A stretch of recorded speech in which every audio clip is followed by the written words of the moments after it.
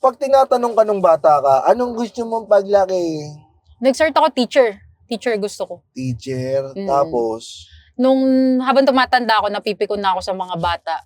So sabi ko, parang hindi ako bagay na teacher, entrepreneur na lang. Oo, sakto pala, di ba? Kaya nga CEO ang ano natin sa Oo. kanya. Ito, dahil ba sa kagustuhan mo maging entrepreneur, nung kumita-kita ka na dito sa online content creation mo, talaga bang yun ang balak mo, talagang gusto mong ipursu pa rin yung entrepreneurship? Masaya talaga ako dun sa mga nagbebenta. Medyo inline pa rin kasi di ba nagpo-promote ako ng mga ibang brands, product as content creator. So parang naaaral ko din kung paano ko mamamarket pag dumating yung time na nagbebenta na ako ng sarili kong product.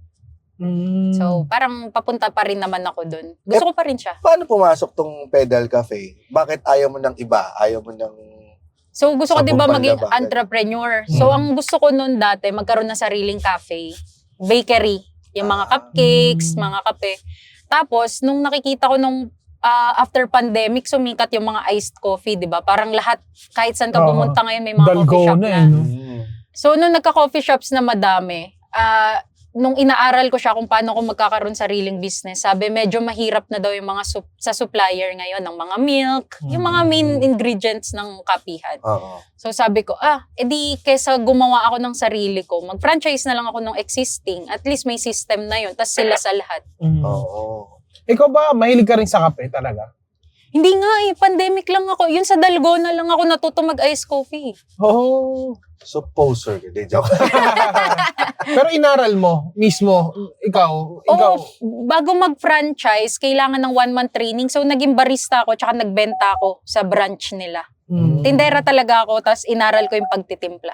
Ngayon, anong nagtitinda ka pa rin? Hindi na now. Mas more on managing roles na ako dun sa cafe. Tapos 3 na ngayon yung na-franchise ko sa Pedal Cafe. Ang lalaki ng mga, ng mga branch mo. Yes. Bakit bigla kang sumugal sa ganong kalaking pwesto? Kasi ang pwesto mo, estansya. Uptown. Tsaka Vista Mall sa Laguna. Oh, tingnan mo. Ang lalayo pa. Bakit ganun ka katapang? Feeling ko dahil yung family namin parang inline din sa business yung mga ginagawa nila. Mga buy and sell din talaga, mga pagbebentang product. Nakuha ko yung pagiging risk taker nila na isusugal mo talaga. Kasi the higher the risk, parang the higher the return din naman. So, nag-iipon ako para doon. Para igagastos mo yung kaya mong mawala din. Yan. Ito, so yung pinangbili mo dito sa franchise na to is sobrang pera. Oo, extra talaga. Kasi sugal talaga yung business, di mo alam kung hanggang kailan siya okay. Kamusta ngayon? Okay, sobra. Lalo na yung Uptown, parang top 1 siya ngayon sa Pedal. Talaga? Oo, kasi may mga offices doon, di ba, sa BGC. So, yun, napupuntahan talaga yung pwesto ko ng Monday to Friday. So, pwede kang mag-quit ng online content creation? Sana hindi pa rin. Parang kulang pa yung ipon ko para mag-quit. Paano mo siya na-monitor? Super hands-on nung may-ari nung kapihan na yun, nung Pedal Cafe. Ha? Hindi ba ikaw may-ari? Hindi, franchise nga lang ako.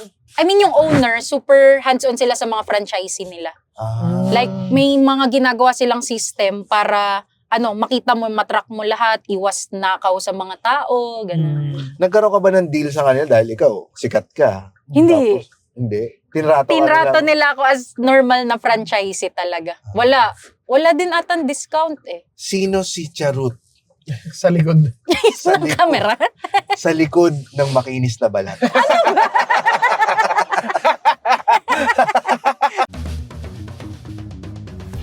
Sulit ang kulitan, bitin sa tawanan. Catch the latest episodes on YouTube, Spotify, or wherever you listen to podcasts. Dito lang sa Fast Lane with VinFast.